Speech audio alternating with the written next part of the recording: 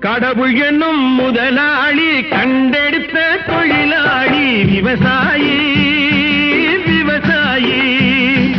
கடவுள் என்னும் முதலாளி கண்டெடுத்த தொழிலாளி விவசாயி விவசாயி.